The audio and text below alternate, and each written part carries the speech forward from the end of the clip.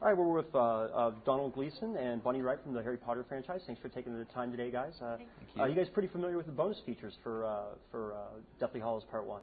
Yeah, it's quite exciting. I think we're excited to see it as well. There's a sneak peek for the second Deathly Hallows, so hopefully people enjoy that and we'll kind of get them excited again for the next film.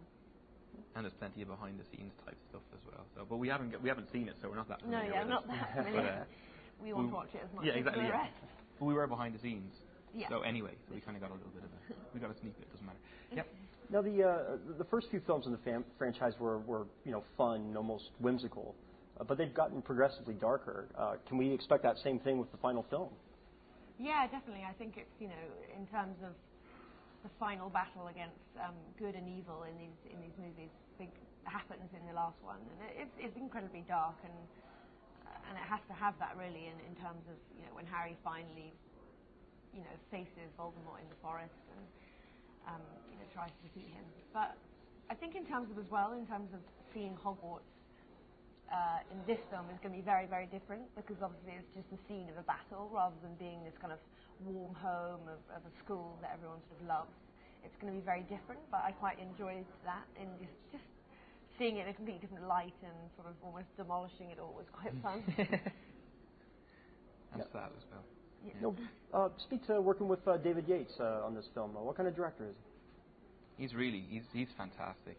When you think just how large the film is, and I mean how much has gone into, you look around the exhibition thing and you realise how much detail has gone into every little aspect of everything, and how much time and money they're spending to try and how big the whole thing is. The idea that he's still so good with actors, I thought was really impressive. He just kept the whole thing light and easy. Yeah. And sort of was very generous all the time, despite the fact that he had a million questions coming at him every 2 seconds. He made time for everyone, which I thought was really impressive.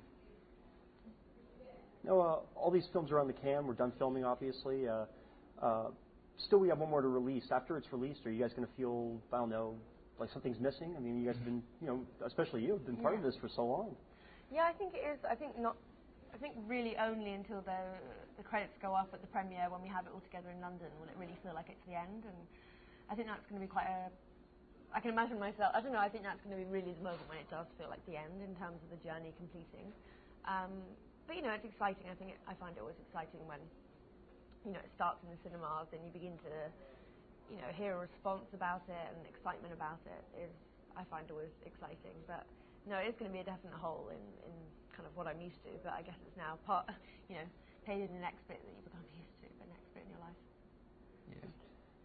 Yeah. About this exhibition here that they're doing in New York. This is the last stop for it. It's been going on for 2 years. Have you had a chance to look around, check it out? Yeah, we've had a look around today as we've been wandering around. Yeah, exactly. Yeah, it's easy to get lost. Yeah, poking around at all the various things. Some of the stuff, because it hasn't opened yet, some of the stuff is still to go up, I think. And it's really fascinating. It's really good fun, and it's very cool poking around and seeing what they have to offer. Now, in Deathly Hallows Part 1, either of you guys have a favorite scene you'd like to single out? Something that really popped off the screen?